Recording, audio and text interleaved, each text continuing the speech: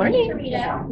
I am the interim co-president of Scottsdale Parent Council. I have a third grader at Pueblo and an eighth grader next door at Ohio. And hi, I'm Karen Gifford. I'm the other co-president, and I also have a third grader at Pueblo. Oh, sorry. And we are going to be videotaping. We are videotaping the meeting today, and it will be posted on the FCC website as well as Facebook for people who aren't able to be here. Edmund Richard is in the back with the camera, and thank you so much, Edmund, for doing this for us. We really appreciate it. Can I? Okay, so there's a sign up in the back of the room, and I think some are being passed around the room, so if you can make sure to sign in, that would be awesome. The agenda is also in the back of the room and being passed around, so everybody should have be able to see the agenda. If we want to ask you to take note of the format of the agenda today, we have a special presentation from the Ed 101, which we're super excited about. They are an amazing group and they help make clear a very confusing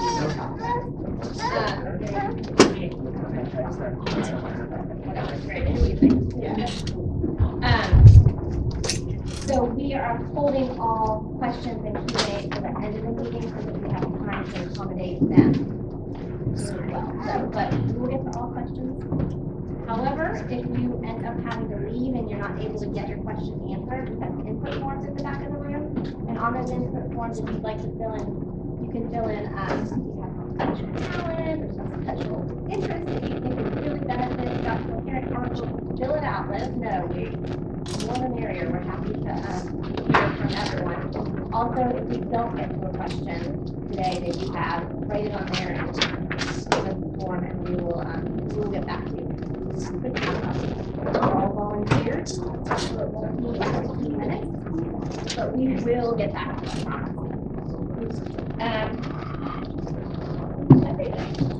Get started. We wanted to introduce our interim board. The story behind how we're standing here today is in July of this year, the outgoing FCC president appointed us as a special committee to reorganize and relaunch the FCC. We'll go ahead and let.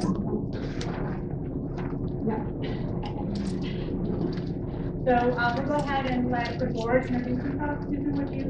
I'm sorry, Wendy. Hi, I'm Wendy Clifford, and I have twins that attend Kickoff. They're 7th graders, and I represent the Chaparral Learning Community. I'm also a teacher in a sister district, and I took today off because it's that important for me to be here for my children. And my background is this is my 26th year teaching special education. I'm certified special education and general education, and I'm here really just to help guide and be a part of Scottsdale Parent. I'm short, so I'm going to stand up. Okay. I'm Dr. Susan Hughes. I'm a retired physician. I did have to take the day off, but I applaud you for taking the day off. That's huge. I've got 2 kids in the district. I've got 16-year-old Ethan is a junior at Squirrel, and he also goes to EVIT for 3D animation. And our daughter is a 12-year-old 7th grader at Desert Canyon. So I made it here, and I have a twin and a teen. My name is Jan Vocal. My background is nonprofit management, and I have a junior at Chaparral High School. My name is Mary. I have a 7th grader at Kickoff and a 2nd grader at Scottsdale Elementary. My background, I'm a lawyer,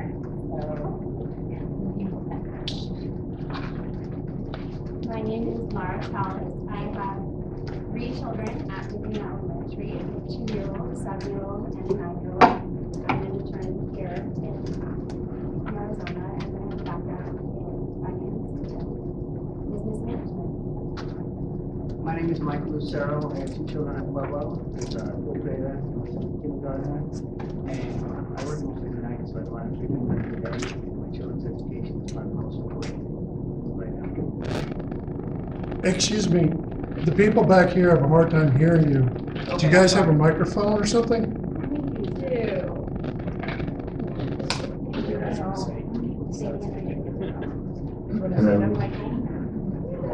Okay. My name is Michael Lucero. I have two children in Pueblo. I have my daughter's in third grade, my son's in kindergartner, and I usually work nights or overnights or other things, so I'm free during the day, and my children's education is the most important thing to me right now. So I'm doing everything I can to volunteer my time. Hi, I'm Mary Ann McCowan, and I'm acting secretary, a new skill for me, just saying. I'm learning I'm not as efficient as I could be. So I'm learning how to be better at it, because they keep sending the corrections back to me and I keep making them correct. So that's a good thing, they're reading them, that's a start. Anyways, Mary Ann McCowan, I have 4 children, 2 that went through the Saguaro community, and 2 that are currently in the Saguaro community, one at Mojave, one at Saguaro. I am the current PTO president at Saguaro, past PTO at Mojave, Kiva, and Pueblo. I went to Coronado. I am based in Scottsdale. My husband went to Scottsdale High, so I'm a hometown girl. And so, Allison went to Scottsdale. Anyways, and then we have one more member back there, Calvin, who's trying to avoid the microphone. Calvin. Yeah. I can speak from here, I'm fine. Of course Thank you can. Welcome, good morning, thank you for showing up. This is probably the best attendance in Years. 4 years at least, and I've been at a 9 attending SBC. I'm representing Saguaro as well. I have a daughter there as a freshman. I'm a former PTO president. They're glad I'm gone.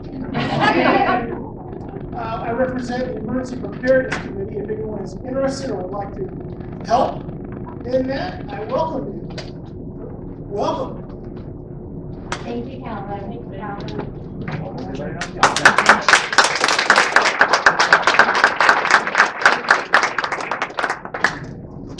And a final thing of note about our board, again, we are interim and we are in process of developing a nominations process that will be rolled out in short order, and we're hoping to hold elections as soon as possible for a permanent 2018-19 board. So please think about if you'd be interested in that at some point, and we'll get that information out as soon as possible.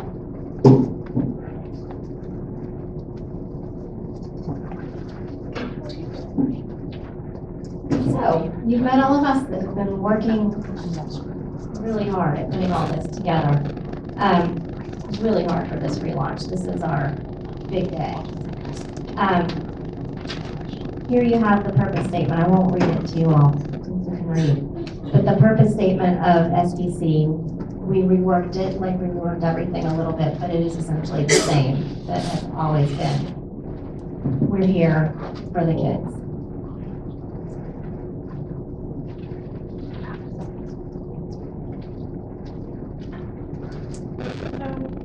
One of our very first tasks was to update the bylaws.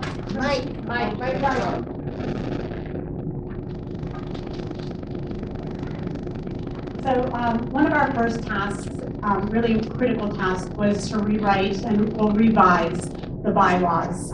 We found that, are you laughing about? The 2 attorneys are laughing. And we're very fortunate to have Laura and Lisa on this committee because their legal experience was invaluable in this process. And what we have done with the bylaws is updated them. We found through our investigation that they had not been updated in 5 years. So usually organizations will update bylaws every few years. So we wanted to take care of that right away. We updated them with an eye towards inclusivity and fair representation. We also wanted to make sure there was a democratic process with the board so that the board members as well as the executive members have a lot of input and feedback and share the work with that executive board. We also wanted to be a very accessible organization. And lastly, the bylaws required some important structural changes so that we can qualify and get our status as a 501c3.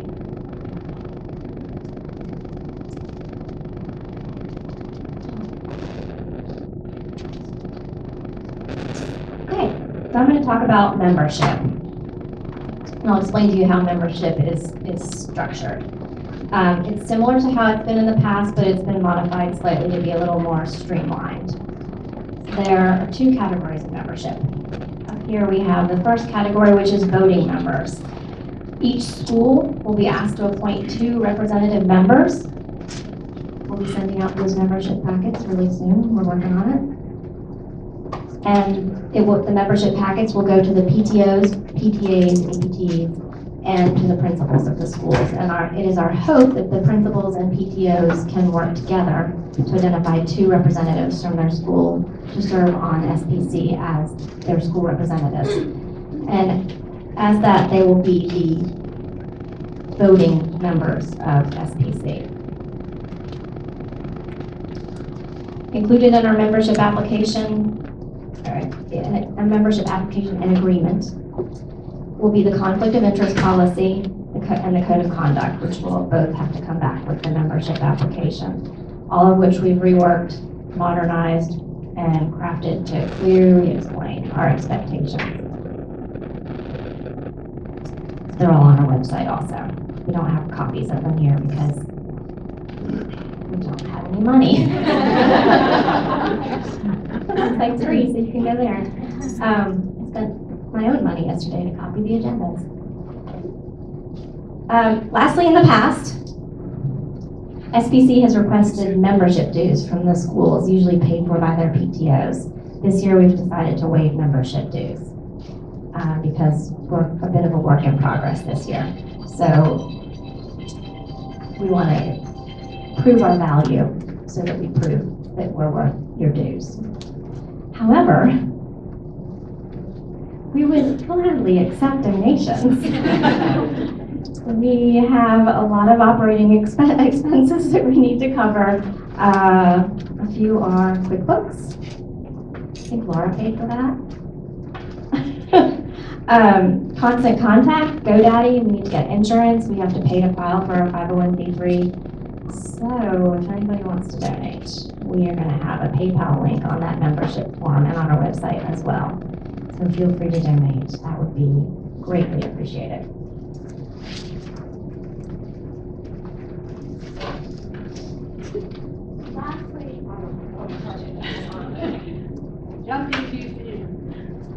The non-voting membership, which we are calling our general members, and that is everyone else who isn't their representative from their school, the 2 representatives from the school. And that can be parents, it can be family, it can be community members who don't even have children in our schools because they are invested in the future of SUSD. So if you subscribe to our purpose, which was the earlier slide, you are welcome here as a general member. Basically, by signing in to our meeting today, you're a general member. Yeah. So, congratulations, you're all general members.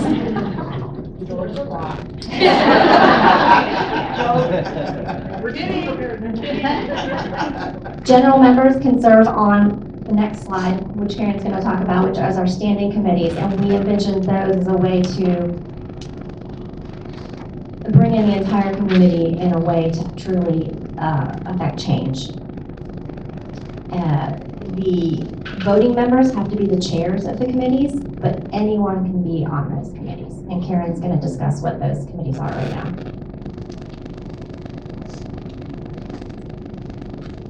So these are the 12 standing committees we've identified to date. And some of them are committees that this organization has had before. Some of them are more current types of things like family engagement as well as diversity. So we really want to encourage you to think about where your talents lie and your interests, and consider signing up for one of these committees as soon as we have that process available and chairs in place. The standing committees are the core element of how the SPC is going to work. It's where the work is going to happen. standing committees can be, there's more. If you're sitting there saying, oh, well, I can think of something that needs to be up there, please let us know on that input form, because with membership approval, voting member approval, we can add to these standing committees as we get started. And we can also call for special committees, which are temporary and may deal with issues that, we don't need a permanent committee for. So this, no, it's still me, sorry. So this actually concludes our prepared remarks. We know that there's a lot of questions. Please jot them down, because we do need to go into the AZ Ed guest speaker next. And her name is Margot, and Nikki is going to introduce her. Yeah, thank you all for listening.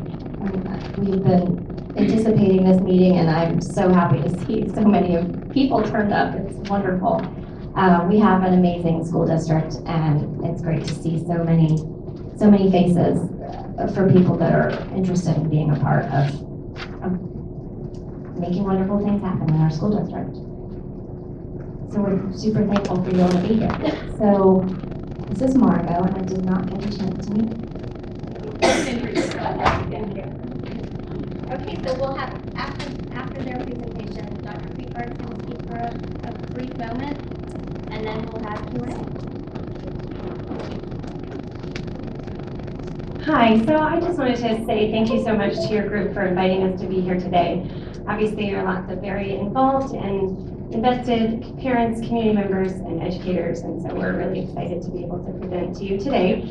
My name is Emily Slater, and I'm a mother of 4 in Chandler.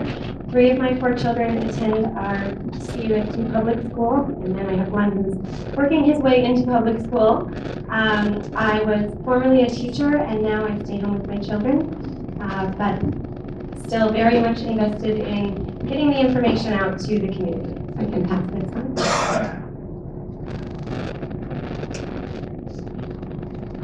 We're just working on getting our presentation up.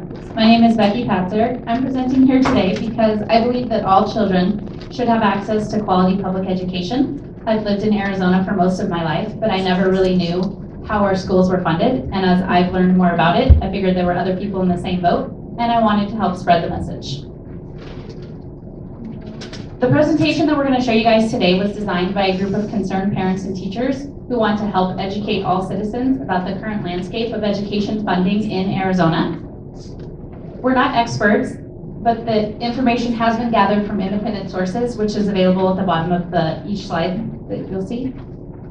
The information covered is nonpartisan and non-political. It's not intended to shame charter schools or private schools or only promote public schools. It simply aims to educate. We just want to shed lights on the issues with education in Arizona.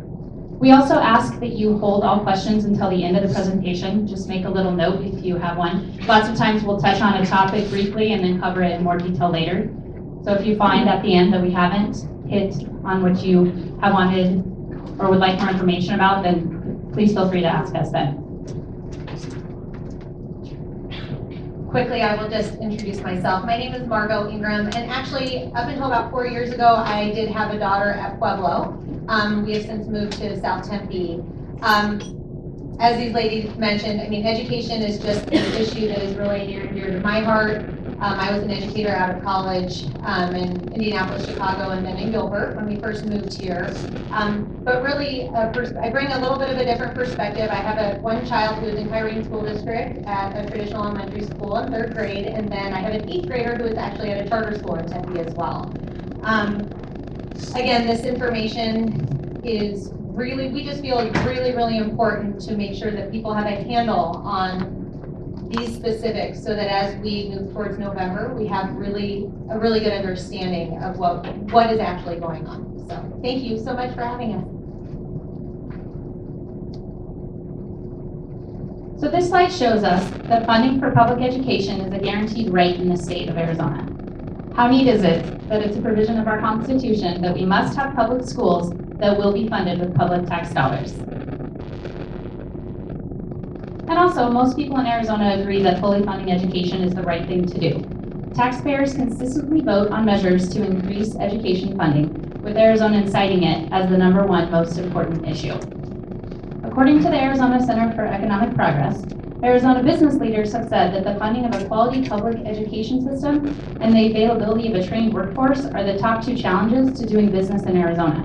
So what that means is large corporations, like such as IKEA or Amazon, have gone on record as saying that they won't establish their headquarters here, but they will do things like open warehouses here, which both are important, but we need both of them to create and sustain long-term economic health for our state. In addition to that, Arizona has cut nearly $4.5 billion in funding from public education since 2009, which has led us to the issues that we're facing today, such as the growing teacher shortage crisis, aging school buildings and buses, and under-resourced classrooms. We're going to be talking a lot today about the general fund. This graph shows how the general fund is spent. K-12 education receives about 41% of the general fund monies. If you look at the graph alone, it looks like education is well funded in our state. However, the issue is the size of the pie. It's just not enough. The example that we like to use is if I have been feeding my family an extra large pizza and my teenager gets this slice, this much of the pizza, and then tonight I feed them a personal pizza, I'm still gonna give her that much, but she's not gonna be full. It's just not enough.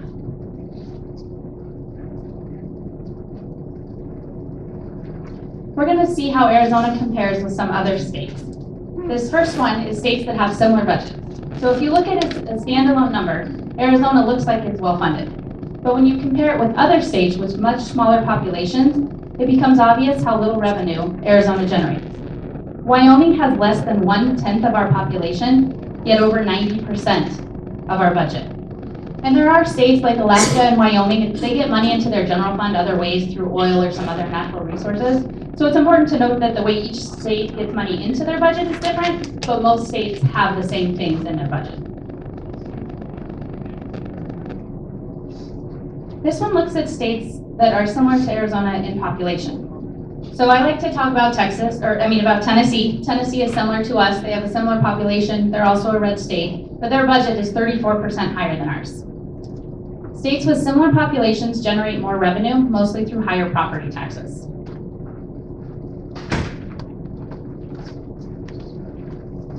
Where does our state receive revenue from? How do we get the money into the general fund? Primarily is sales tax. Arizonans pay one of the smallest property taxes in the nation. We get a disproportionate amount from sales tax. And a sales tax is known as a regressive tax, which disproportionately hurts lower income families. I'll touch more on that in just a minute. This next slide is going to show us our reliance on sales tax. If you look at that line in the middle, the 0% mark as the national average. In almost every category except for sales tax, Arizona is well below the national average. However, in sales tax, we're almost 50% above the national average. We have the second highest sales tax rate in the nation.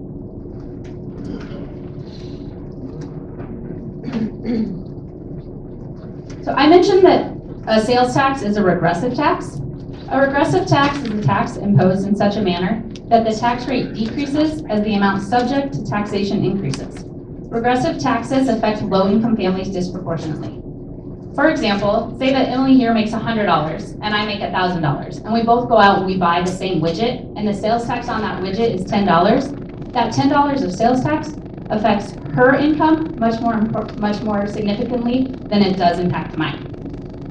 According to the Arizona Center of Economic Progress, when all types of state and local taxes are combined, income, property, and sales, the families with incomes in the bottom 20% pay nearly 3 times more proportionally than families in the top 1%. Another problem with relying on sales tax for our economy is that when the economy is bad, people buy less, and so we have less money coming in.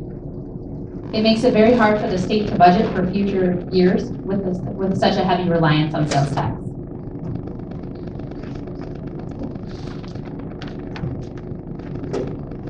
Where do our education funds come from? The graph on the left shows all the funding sources for public education. We've got equalization, federal funds, local funds, and Prop 301. And then the graph on the right breaks down the sources of funding for the equalization formula. The idea behind the equalization formula is that it balances out the difference in property taxes and values. In areas with high property taxes or high property values, most, if not all of their money for education comes from the property taxes.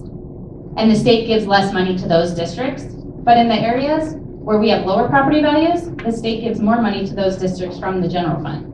The idea is that in the end, the amount spent on each student will be equal.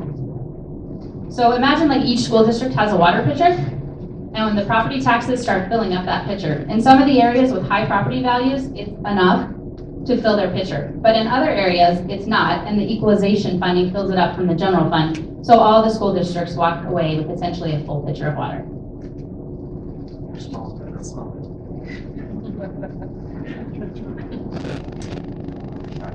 Another way that districts can increase funding is with bonds and overrides. Bonds and overrides are voter-approved initiatives that generate additional tax revenue. Bonds and overrides also benefit wealthy districts. They're hard to pass and require a big effort on the part of the community to get voters to approve the extra tax. It costs almost $500,000 for a school district just to get an override or a bond on the ballot. Additionally, voters in low-income areas are often unable or unwilling to pass measures that will increase their taxes. And due to lower property values, the additional revenue from passing an override would still not be enough.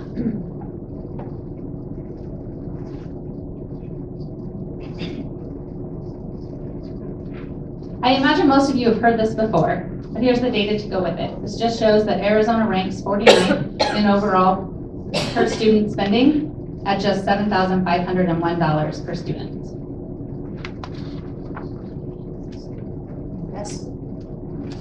Okay, so Becky spent a little bit of time explaining to you what fills that general fund pizza pie. Now I'm going to just kind of go into some of the details about what makes that pie so small.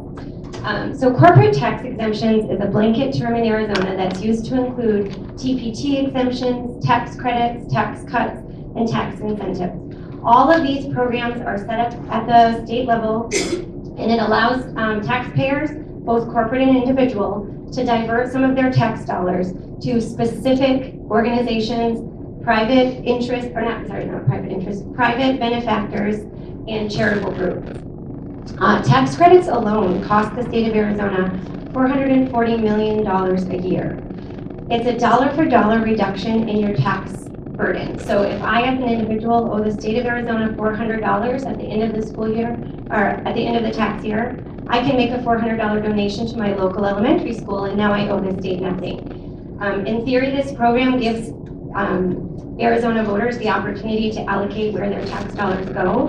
But there are some drawbacks to these programs too, which include a lack of accountability and a lack of oversight. There's no way for the state to control how many tax credits are applied to specific schools. And then every year, of course, there are lots of schools that go without receiving any tax credits at all. And so, again, it serves to further favor higher income districts and higher income schools because you have to have the $400 to make the tax credit donation. It also is apart from appropriation. So we hire representatives to service at the state level to represent not just our private interests, but the private interests of all of its constituents. Tax credit money is decided by the individual where it will go or by the corporation, and so it's apart from oversight by the part of our legislators. The money gets diverted from the general fund, so it never makes it into that pizza that Becky was talking about. It goes directly to whatever private benefactor or program or beneficiary is decided. Since 2005, at least one new tax credit has been added to the state at each and every legislative session that's been held. Private school tuition tax credits are the most popular claimed tax credit.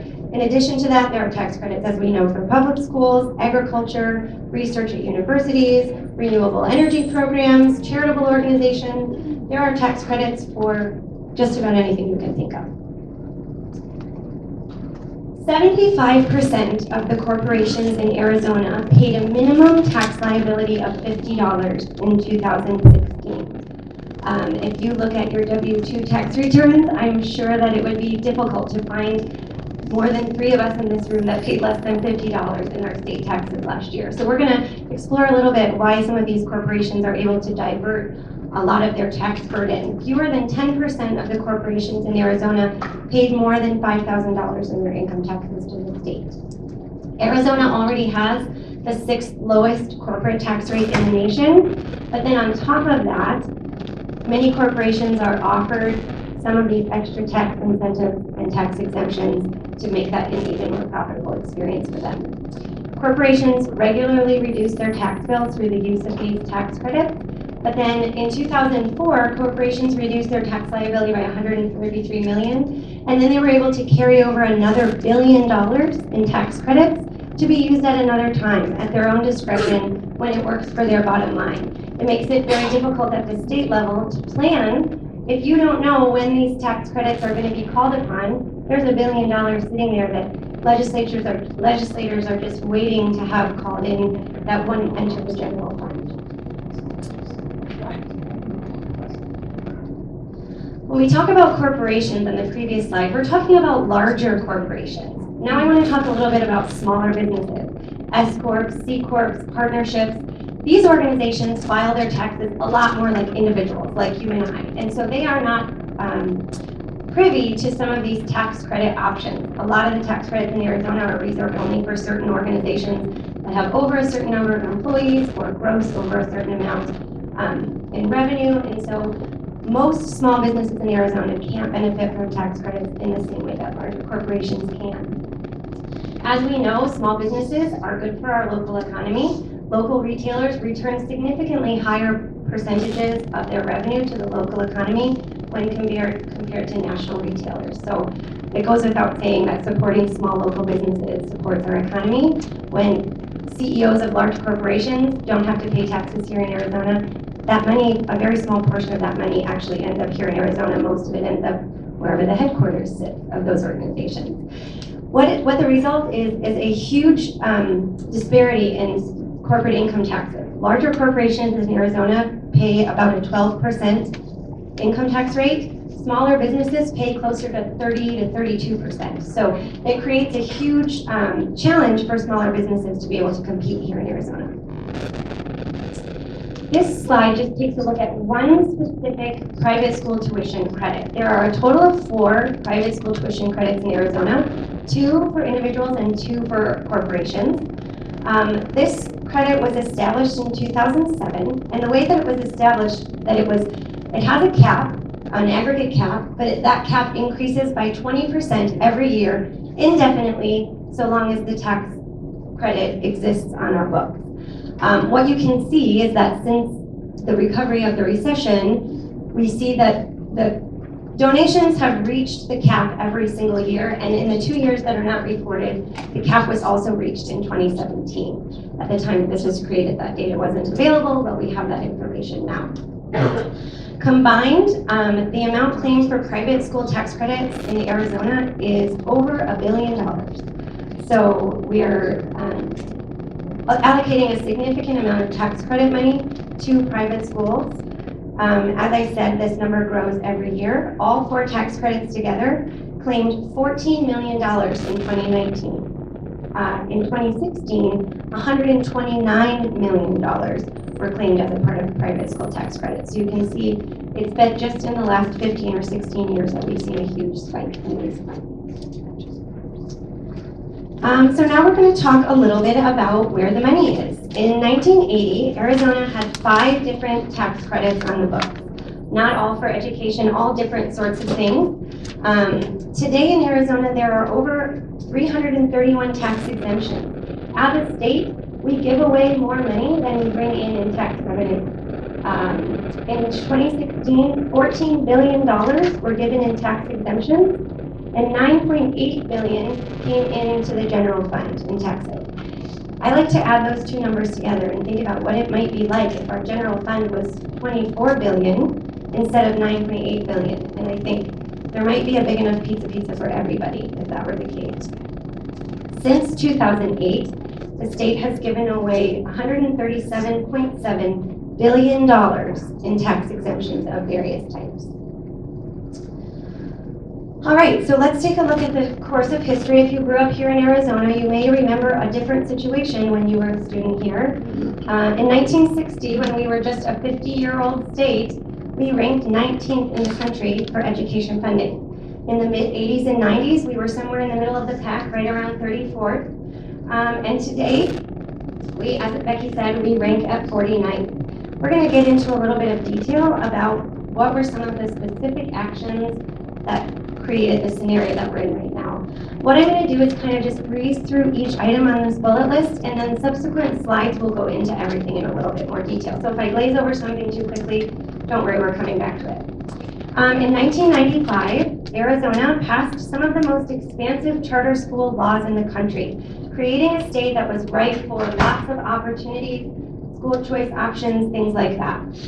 In addition to that, Arizona passed open enrollment and site-based decision-making, which allowed for different groups that were coming in and setting up schools to kind of be their own boss. In 1997, the state began a program called Private School Tuition Tax Credits, otherwise known as STOs. If you know students who attend private schools, you may be familiar with an STO. Those began for private school students, and we're going to get into what those are in a little bit of detail in a minute. If you've been here for 15 years or so, you'll remember Prop 301 passed in the year 2000. It was an increase in sales tax to help education funding keep pace with inflation, teacher salaries, school site funding, things like that. And then in 2006, a voucher law was passed in Arizona that allowed for school vouchers. Students could take the money that was allocated for them to any private school they chose and attend private school with that state-funded money. A couple of years later, that was ruled unconstitutional in the courts because state taxpayer money was being given directly to religious institutions, which we know from early elementary school is a violation of that separation of church and state.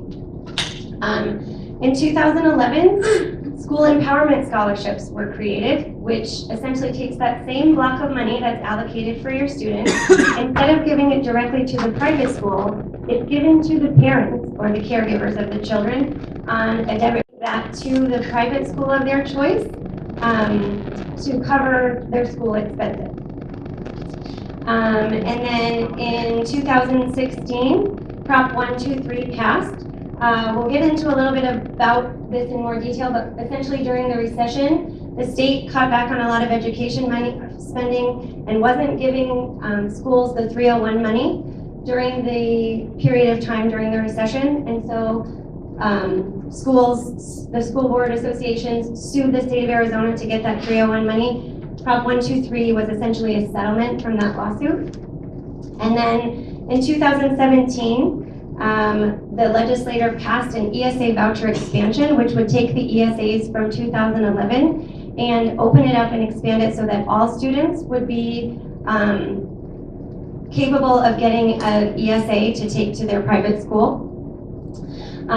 Since this slideshow was created, that now has become a ballot measure, and it will be on your ballot in November, and we'll talk about that in just a minute.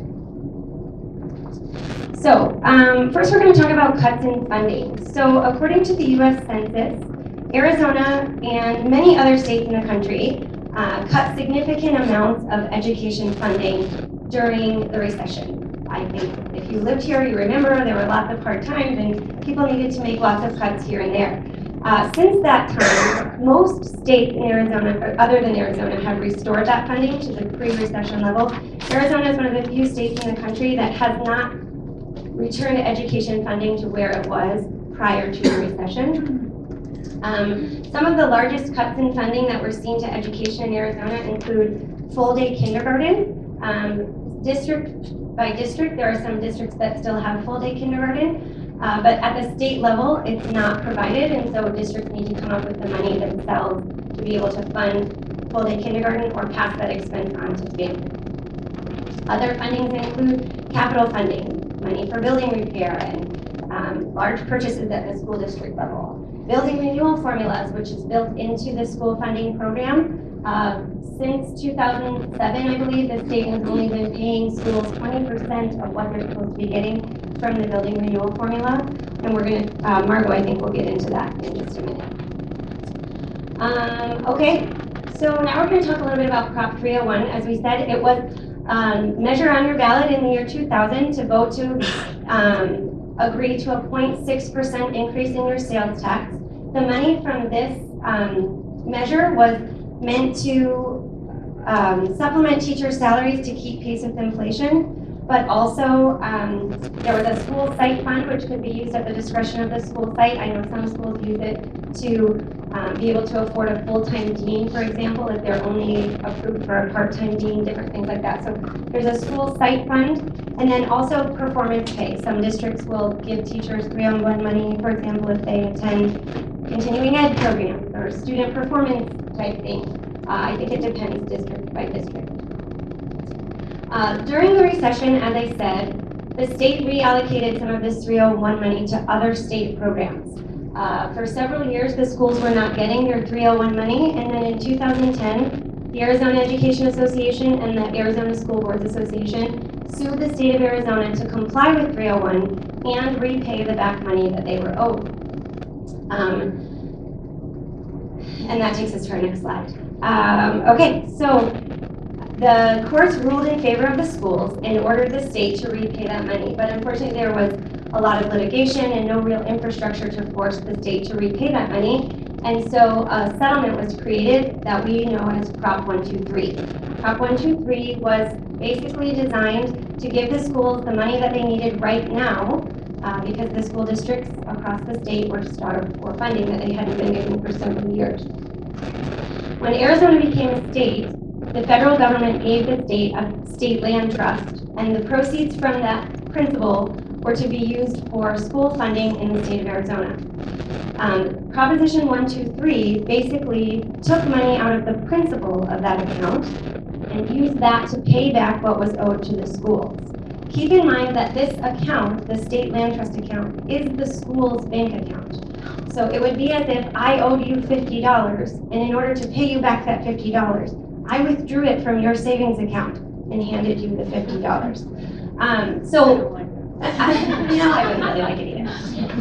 Again, at the time, the schools were very much starved for funding and looking to pay back a couple years worth of money that they weren't getting paid. This went on our ballot as Prop 123 and was passed in the state of Arizona. So that money came out of the principal of the land trust and was paid to the schools. Unfortunately, it wasn't all of the money that was owed to the schools as part of the 301 lawsuit. It was a portion of the money that got the schools through that crisis moment.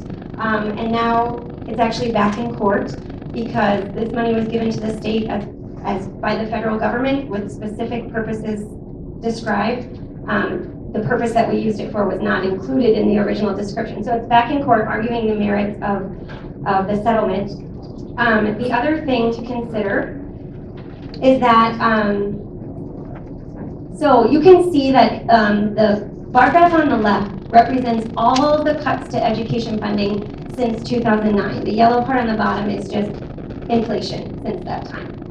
The bar graph on the right, the little purple rectangle, represents the amount of money that came as a part of the 123 settlement. The little blue smaller rectangle is a little bit of additional apportionment that schools got from the general fund.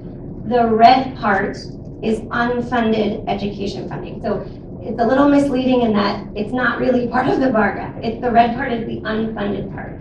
So you can see that the Prop 123 settlement didn't even cover the cost of inflation since 2009, let alone the costs associated with cuts to full-day kindergarten and building and maintenance and other things. It's estimated that because we took that principal out of the land trust account, education will see a loss of about $8 billion in funding over the next 40 years, because of course we all know when the principal of your account is smaller, the interest earnings are significantly smaller as well. All right, so now we're going to move on to school tuition organizations, otherwise known as STOs, and empowerment scholarship accounts, ESAs. These two things are oftentimes seen as the same, but in fact they're very different. School tuition organizations are used to fund tuition for students at private and religious schools and are paid for with citizens' taxes via tax credits, what we talked about in the very beginning of my turn. These student tuition organizations collect your tax credits, hold them in a financial institution, and then disperse them to students for specific private school education. This money never enters the general fund. This goes right from an individual directly to the STO. It doesn't come into that big pizza pie that Becky was talking about. This is separate money, diverted tax dollars. This program disproportionately benefits higher income families. Only 40% of families, only 40% of STOs actually go to students whose families make less than $42,000 a year. So again, like we said, to pay a tax credit, you actually have to have the money to do that. In addition, at least up until your 2017 tax filing, you could claim the money that you paid to an STO as a charitable tax credit on your federal returns, in addition to having it tax sheltered at the state level. Empowerment scholarships, as I said, it's money that is earmarked to your student. So every student that attends a public school has a specific dollar amount earmarked to them based on what your student's needs are, what their education profile looks like. That money is specifically earmarked to your student in their category of learning. If you decide to apply for an ESA and you get one of those, your family would get a debit card with that exact dollar amount on it, handed to you, and you can use that money to take it to the private school of your choice. When empowerment scholarships were created, they were specifically for students with special needs, whose needs couldn't be met by the public school. For example, a student who is blind, or a student who has a severe disability and the public school can't adequately address that concern. You can take the money that the school would have paid for your child to a public school that can meet that need for your child.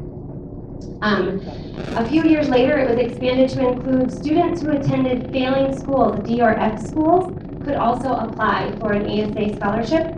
In addition to that, it was added children of military service personnel, adopted children, and foster children can also now qualify for an ESA scholarship. In addition to that, any sibling of any students in the categories I just mentioned could also apply for an ESA scholarship.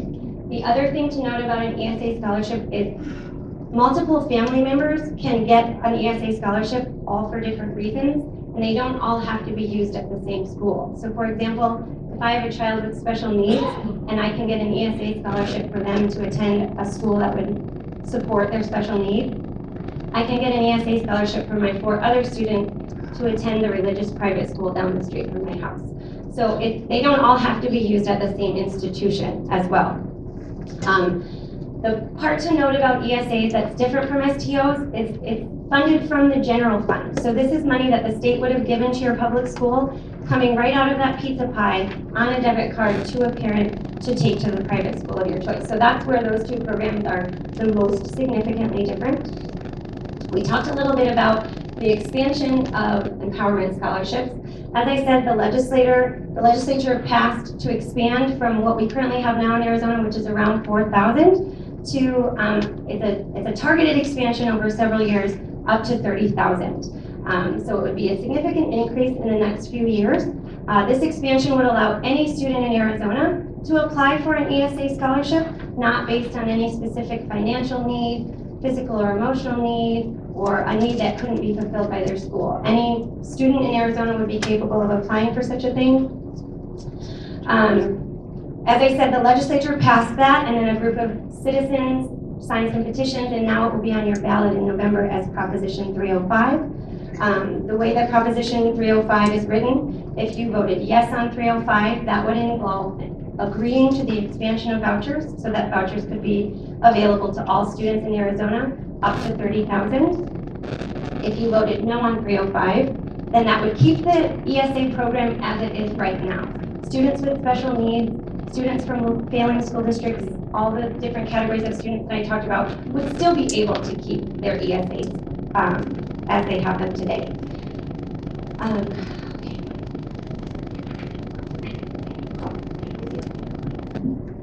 Okay, so with all of that, I'm going to touch a little bit on current issues that we see as a result of the shortages that we have here in Arizona. So the first one we are going to talk about is, do I not have that one there? That's right. The first one is large class sizes. And for all districts, we're starting to see it. Some of us, depending on what, obviously you guys are all here in Scottsdale, for me and Kyrene and Chandler, we are starting to see this. for a long time, our school districts weren't seeing some of the issues, but this is one. Arizona currently ranks 49th in per pupil funding and has the second highest class size in the United States. We have also, and you've heard this, I'm sure, a lot on the news, but we have the highest counselor to student ratio as well, which is 924 students to one. Not in Scottsdale. We all know, okay, and this is again, statewide. Research shows, as we know, that smaller class sizes, especially in K-3, can boost academic achievement. No more than 18 students per teacher in grades K through 3 would produce the greatest benefit. And also knowing that minority and low-income students show even greater gains when placed in classrooms where class size is smaller. This is a really good look at our neighbors. There's again been a lot of information about this in the news. I don't know if you saw the billboards at all back a few months ago saying, come to Texas, we have really great teacher pay. And I know teachers did go and interview for those jobs. In 2018, we were 49th in the United States in teacher pay rankings. We have amazing teachers in our state, highly qualified teachers. There's evidence that we have higher student achievement when we have highly qualified teachers. Strong evidence also that salaries drive availability and quality of personnel. I'm going to talk a little bit about another statistic in a bit dealing with that. Looking over at our neighbors, and this was done prior to the 20 by 2020. So I did do the math for everybody. I have to get there. Sorry, my slides or my notes are out of order. But if you look, we are the lowest when looking, obviously, it's not apples to apples, but when looking at California, New Mexico, Colorado, Utah, Nevada, when you add the 20 by 2020, if you add the entire amount, it would put us at about just over $53,000. That's if you did the entire 20%. So that does bump us ahead of Colorado. We know that Colorado also just had a teacher pay increase, so not sure where that would put us. But as it stands now, it would still keep us the lowest to our neighbors. And so we do see that people who live in Yuma, there are people who will travel to California and receive their paycheck and then come back, you know, and the same thing goes for other parts of the country, or other parts of the state. Teacher shortages. Well, in 2016, 8,353 teachers needed for the school year. 2,135 positions remain unfilled. 4,386 Arizona positions are filled by long-term subs. And 23% of our current teacher population could retire soon. Nearly 1/4 of Arizona teachers are eligible to retire in the next several years. 60,000 K-12 teaching positions in Arizona with about 90,000 certified teachers. The problem is not a shortage of certified teachers. It is a shortage of teachers who are willing to do the job under the current conditions. And that's what I was going to mention earlier. The reality is, just like me, I mean, there are a lot of people who have their teaching certification, but the reality of people taking the time to put that into use in the current conditions is just not happening quite as much. And also one other interesting little tidbit, which is that the number of teachers needed each year is more than the number of teachers coming out of our state universities each year. So that's another, something else to consider. Building maintenance and operations, this was what Emily mentioned before. In 2017, the Arizona Center for Law and the Public Interest and attorney Tim Hogan filed a lawsuit on behalf of several school districts, alleging that the governor and the state legislature have shorted the districts hundreds of millions of dollars a year for building maintenance and soft capital needs. In 2009, the legislature, like we've talked about before, started cutting soft capital and building maintenance, blaming the Great Recession. Again, it was a common practice. Cuts continue despite the economic recovery.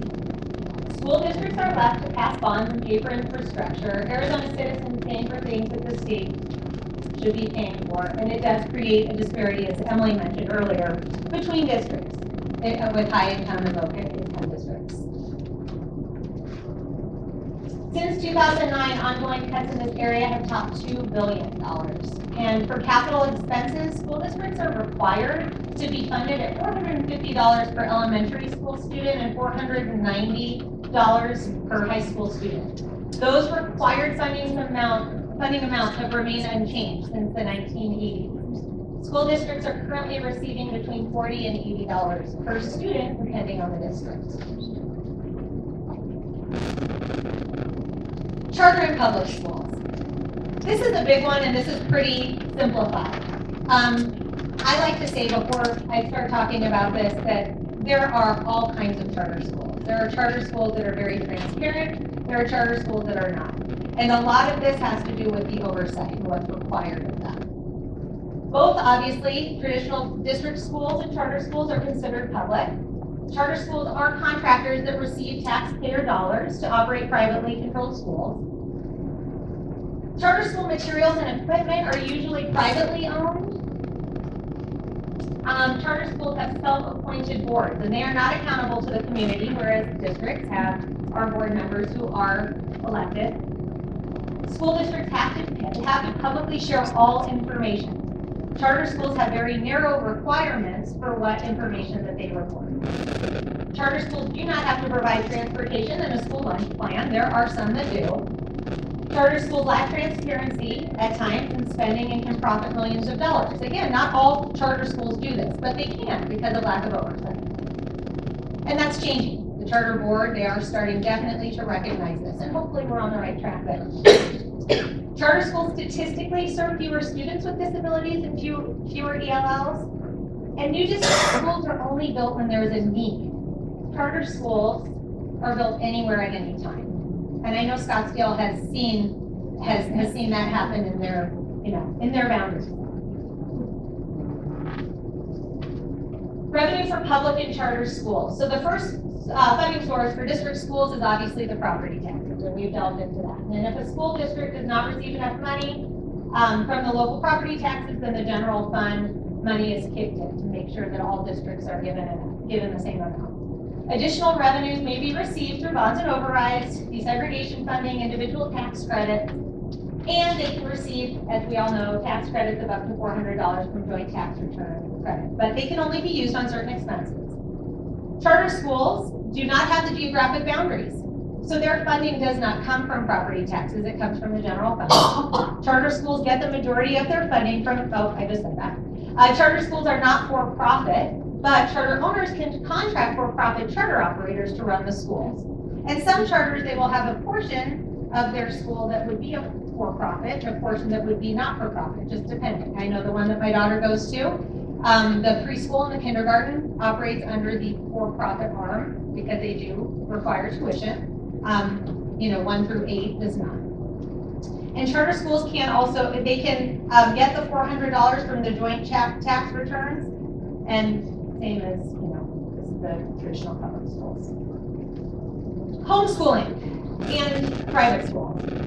So private schools, as Emily talked in detail about, we have the STOs and the ESAs. Private schools obviously charge tuition. Private schools can receive money from corporations from their corporate tax credits. $100 million, as we mentioned, from the state budget in 2013. Emily mentioned that there's 4 different types of private school tax credits available. And always something to point out is that instead of the $400 per joint filing, private schools can receive up to $2,000 for joint filing. And that money can be used on any expense.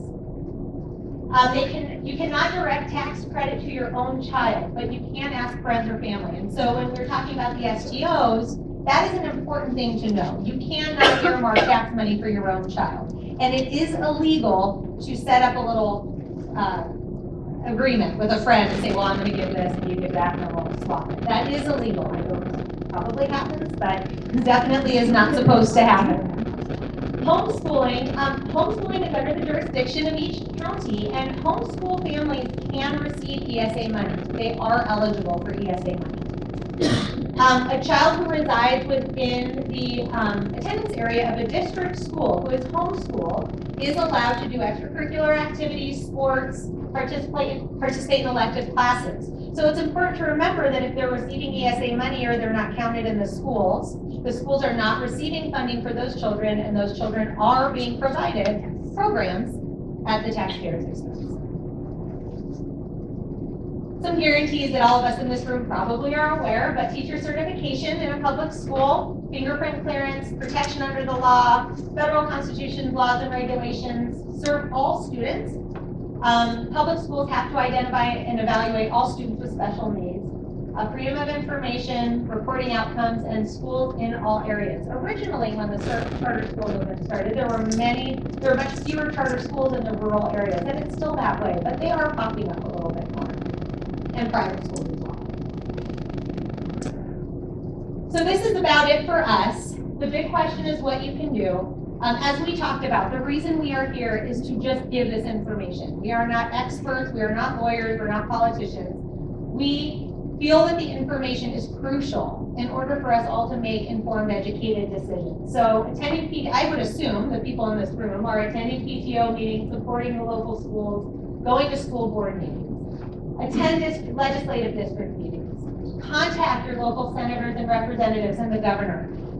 To me, when I saw this presentation, what I realized is suddenly I knew what questions to ask, because I think it's just so important that we ask the right questions so we know where people really stand on these issues. Investigate the candidates' campaign financing.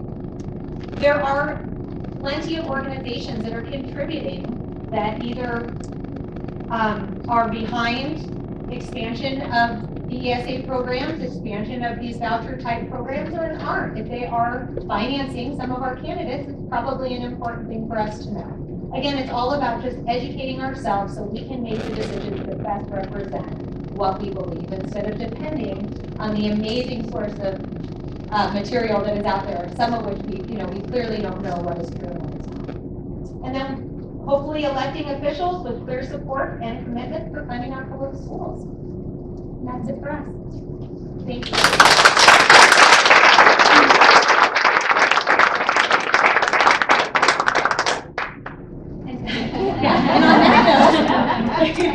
And you know what, we can't all stay, but I know I'm available to stay. So if there are any questions, again, I will answer to the best of my ability. It's, I'm happy to engage. Yeah, so if there's questions, that'd be awesome if you guys have any questions. If you could identify yourself, say who you are, and maybe. Oh, we are taking. Oh, yeah, we don't have to do that. As Then long that's- as we're not. It's 10:45. Oh, right here. Okay, let's get some questions in. We can do questions. In the back. Oh, yes, hi, is this slideshow available on, do you have a website that provides, like, if we wanted to give our schools a link for people to go and look at this very same slideshow? So first they're telling me they'd like you to say your name and where you're Oh, from. I'm so sorry. My name is Michelle Woodard, and I am the rep from Arcadia High School. Okay, so the short answer to that is sort of. If you're here and we get your email address, I think we're gonna get everybody's email addresses, you will receive an email in the next week or so from AZN 101 with the slideshow. And it has all the information, and if you notice on the bottom of every slide, there's a little source so you can say where it came from. Great. The second half of that answer is we encourage you to also consider hosting something like this with friends or in your circle, because sometimes the information can be a little bit overwhelming and just passing the slides out in mass can be mind-blowing. So we and the rest of our team have been traveling the state trying to reach out to as many small groups, large groups as possible to be able to kind of digest what's contained in these slides for folks as they see the information. Great, perfect. Any other questions? What's the percentage of private school students versus public schools? Oh, name and school. Sorry. Michael Brosmer, Eagleside, PTO. Awesome. I don't think we have the exact numbers of percentages of students that are attending public schools in Arizona or private, but I do know 85%. 85%? Okay. If I can speak one more, is there any legislation now for funding, pending, is there the current status of? For funding public education? Yeah. No. Another one got killed, I just didn't know if there's anything that. The one that is no longer on was involving an increase in, in tax money for the upper class, but that is not there. Again, we are not experts in this, but would suggest that probably the 20 by 2020 would be referred to as a plan that is in place right now. But I don't know that we don't know of any additional plans at this point. And the 20 by 20 does not have any designated funding source, correct? Like they say they're going to do it, but they don't have a designated funding source as of right now. Okay, yeah, so that's important to know. Yes. And the slide that had the two bar graphs that showed the Prop 123 money and then the little sliver on top of that, it did not include, I could not find the most recent little chart, but there is a little extra that's added on top to the red for that 20 by 2020. I mean, it doesn't do much, but it does definitely cut up into that red. So I want to say I mean, this is obviously just an estimate, but it was probably to around here with the 20 by 2020. Still leaves a fair amount of money that we're, hoping to see. Oh, hi, my name is Sandy Kravitz, Scottsdale School Board. Do charter schools still get a small school funding for keeping their schools under 600? At one point, they were getting more money. You could have 2 charter schools or more in one building. But, it could be owned by the same people, but as long as it was, considered 2 separate charter schools, they would get additional funding if their enrollment was under 600. And on top of that question, this is not a criticism, it's a suggestion. There were some slides that considered education funding and expense, or you use the word expense or spending. If you would perhaps consider changing that to an investment, because I know it's a small thing, but it's a mindset that some people in our state have about it's an expense. And if you believe, like we do in public education, it's not an expense. It's not an expense. It's an investment. Yeah, we will pass that along. That's a great suggestion. To answer your first part of your question, there is still a small school funding source, and because at least right now in Arizona, it's site-based decision-making for the charter schools. 7 charter schools owned by the same corporation, all with less than 600 students, are considered separately, not as one mass. So they are still getting that small school incentive. Yes. Hi, Michael Costa, co-chief, treasurer of the APC. Just a quick question. First of all, thank you for presenting this information.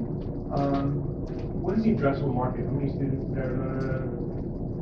Finance, I guess, or fund, the K-12 program, is that on there? We don't have that information, unfortunately, yeah. And the second one is kind of on the first unit cost. What is the quote-unquote value the state puts on someone for, I guess, the equivalent currency would be ESA credit? It largely depends on your student experience. So if you are just a traditional student in a regular class, it's about $6,000 or $7,000. If you're in, if you have special programs and get pulled out of the classroom, that number goes up significantly, up into the 20,000s or more. I can tell you just a specific example that a person that I know who receives the ESAs has 2 children, and one child is homeschooled as an online private school and receives $6,900 a year. They have a severely autistic son who is at the high school level, and they receive $23,000 a year for that student. So there's a pretty big difference. Yeah. There's some questions in the back. Yeah. Hi, Roni Sally with Pueblo. 2 questions. So with empowerment scholarships, could a family, say, go on vacation with it? And what's the oversight like? So you do have to track your spending and submit receipts like you would if it was a corporate card or something. At this point, the rule is set up to establish that if the money is misappropriated and spent incorrectly, you do have to pay that money back. There was a recent article on the AZ Central that in 2015 there was over $100,000 of unaccounted ESA money. I think the system may lack a little oversight, but in theory, you are supposed to be using it only for qualified expenses. Okay. The other thing on the last, that's okay. On the last slide, if you go back to kind of action steps. So the first 4, I'm like, okay, I can dig that. And then it starts to get a little scary, where it talks about talking to your legislator and kind of taking those steps where you're in front of somebody who knows how to speak about this. Are there groups so let's say that I was interested in doing that. Who do I partner up with or get with? So there are lots of groups. As a nonpartisan organization, we can't direct you to any specific groups, but I bet you could find them if you looked online. So not your group? Not our group is nonpartisan. We are just about getting the information out there, but I think you could find it. Okay, I'll Google it. Can we get in the gentleman in the back by the door? Hi, Chris Leone, 25-year resident of Scottsdale, Arizona, 5 boys, either in or through public school. Do you know how much of the principal of the state land trust fund has been depleted? Yes, it's right on this slide and it's written in very small print, so you guys can't see it from where you're sitting. So I'm going to squint. Oh, maybe I have it. It's right here. I think it says 213 million. I think it's what it says. Has been depleted so far? 216 million was taken out of the land trust. And that was the first time any money had been taken out of the principal. The intention, when it was created at our state's inception, was that the school would be able to use the interest on it. And if this is unconstitutional, which I think, right, it's in the courts right now. It is in the court. Yeah. How much money will that reduce funding by? Is it what, $300 to $600 million a year that's limited? So over the next 40 years, it would be an $8 billion loss in revenue just in interest. Do we know what it is per year? It would be 8 billion divided by 40. Yeah. Ish. Yes, right up front. Yeah, so we also have commercial property things, and this year was the first time that they showed us, they broke down the taxes, the property taxes, where they go. And it turned out we did not know that most of it goes to the school district, or it goes to the school district. So we appealed to see if we can divert some of the property tax to our school district here. Okay. We thought we had the right to do that, based on, and I thought so based on what we presented, with the companies can use, which the companies can use for different credit purposes. And we were told no. I think it probably. Positive no. So I don't think that you can reallocate tax money that you owe the state except via a tax credit. So I don't think you can just say, oh, I don't want this money to go to Phoenix Union, I want it to go to Scottsdale Unified, unless you've done it by way of a tax credit. Does that make sense? Yeah. Can you tell us who you are? Sorry, yeah. Oh, yes, I'm so sorry. By the way, excellent presentation. Steve Russo,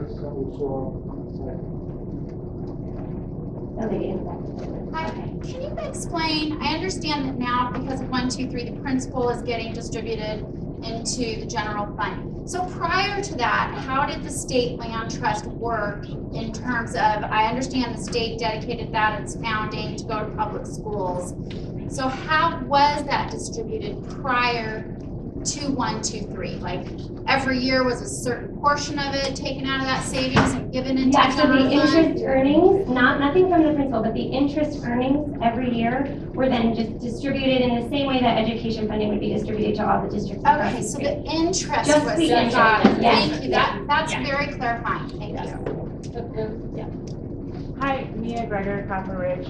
I was just wondering how much money is funded per student in the public schools versus the charter? Like how much, do you know that number? So it's actually the same, there's a small, 80%, that's right. So if a student in a public school gets $6,000, a charter school student would get 80% of that from the state. It's just a little bit smaller, probably because there's fewer services in the way of lunch and transportation and things like that.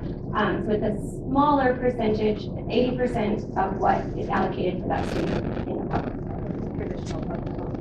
Well, they can collect tax credit money that can be used for more things than what can be used in a private or in a public school. That's actually not correct. Charters get what's called additional assistance. So out of the general fund, charters get up to $2,000 more per student, because the saying is. Introduce yourself. Oh, I'm sorry. Here, I'm Eric Curlin, Desert Mountain High School parent and teacher. But charters get additional assistance, and the saying goes, well, they don't get as much local and federal dollars as our regular public schools, so the overall dollars is more for public school students. But the dollars from the general fund, 16% of our kids attend charter schools, 29% of our education budget goes with those kids, because they can't go out for overrides and bonds. We have to change that part and just fund each one equally. Okay, see, I appreciate your clarification. Thank you for that. Yes. I have a question about, Margaret Certain principal at a Title I school tomorrow. elementary schools. And my question is, in my past experience, private schools were also entitled to Title I money. And is that still in effect, or?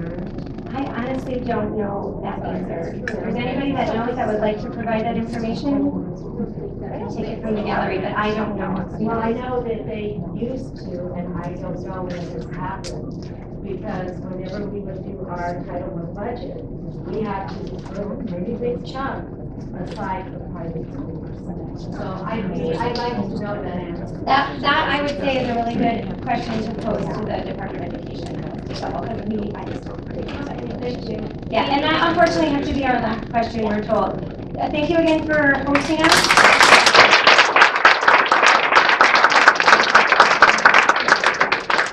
The final thing is, of course, AZ Ed 101 does have a Facebook page. We've been hosting large and small events across the valley for over a year and a half.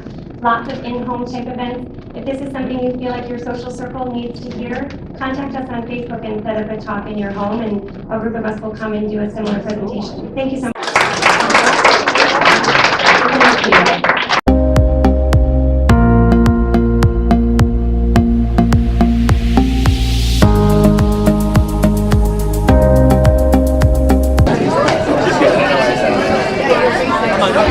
My name is John Precard.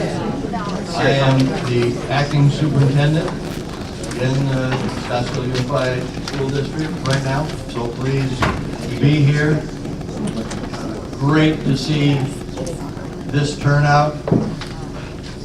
So something that I was told at one point, that there's no interest in a parent council, may not be true. In fact, the organizational meetings that we had fairly small compared to this attendance, and so our facilities people thought that you would fit into a smaller room. Obviously not so. In the future, we will have this open beforehand, and we'll have it set up for the large meeting, because you've proven to us that there is great need for space for parents.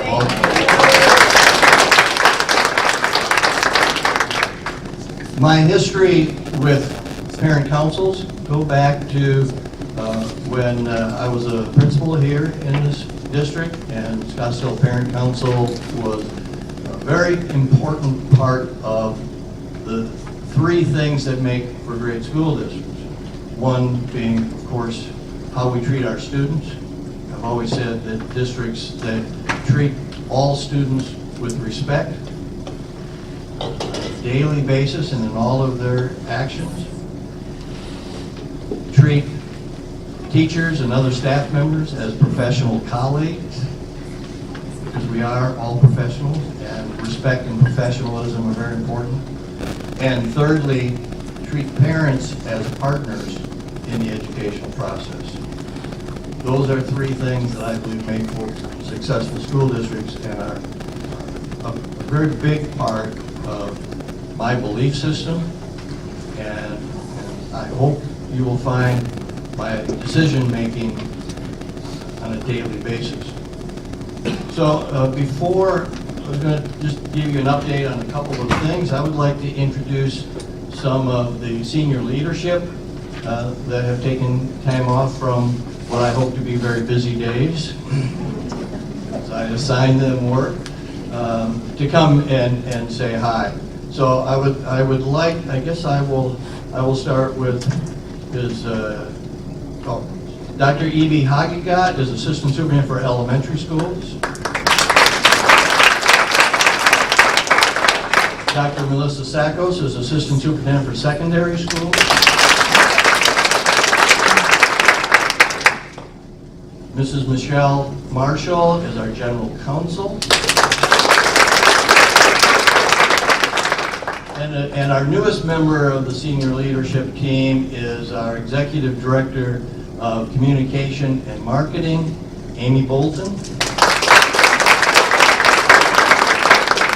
Also like to introduce the two governing board members that are here this morning after a long day yesterday. We appreciate it very much. Mrs. Allison Beckham. and Mrs. Sandy Kravitz. Sandy and I go way back. I was her high school assistant principal when she was at Chaparral High School. That's just a couple of years ago, right, Sandy? And she was. She still is.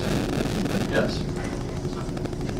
Hung out with students who were also very active, student government and honors and AP classes all through high schools. So, a couple of things that I thought that I would mention this morning that we're dealing with on a more immediate basis right now is, first of all, yesterday the governing board met with the owner of the search firm that they have contracted with for finding the superintendent. My contract as acting superintendent concludes on June 30th, the end of this school year, or earlier if somebody is chosen who can start right away, which is fine with me. I'm confident that we're going to be able to find an excellent candidate who will bring stability to the district. I think that's the most important part of this, what I'm calling the recovery, the moving forward of the district. And somebody who can commit to long-term. Now, in the superintendency world, 3 to 5 years is long-term, but somebody who can bring that kind of stability maybe longer. When I was superintendent in Paradise Valley District next door, when I was hired, I told them that I would give them 5 years. I stayed 6. And then the superintendent they have now, who had been a mentee of mine, if you will, I had hired him out of the classroom at Coronado High School to be an assistant principal with me when we opened Mountainside Middle School. Then later, he followed me as principal of Mountainside when I moved to Chaparral. Then he was principal at Arcadia High School, and then he came to Paradise Valley District, and he was an assistant superintendent for me there. And now he is in his 10th year as superintendent in Paradise Valley. That's the kind of stability that I would like to see here.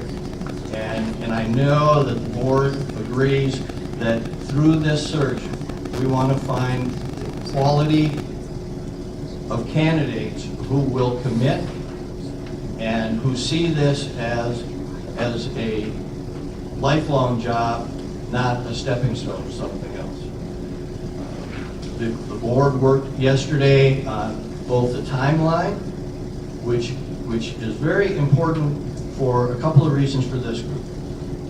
One is they agreed that the week of October 22nd, there will be community forums by learning community, and they're talking about on one day at one of the learning communities, a noon and an evening meeting for you to give input and complete that over all 5 learning communities. There will also be meetings with specific groups in Scottsdale, such as Charo's Chamber of Commerce, Scottsdale Community College, and other groups that the board has been asked to give the names and addresses of those contact people to the search firm. This particular search firm, McPherson Jacobson, has a long history of transparency. They believe that's what sets them apart from other search firms, and community involvement in determining those qualities that you as a community want to see in your next superintendent. So that week in October, which was just decided upon yesterday, and will be on our website, on the search firm's website, and we'll be advertising that up and setting up those meetings. But that will be a very important week to have your voice heard in terms of the search firm and what it is that we need long-term for Scottsdale. The second important piece is after the first of the year, there will be the final interviews for whatever the list of final candidates that will have gone through that process.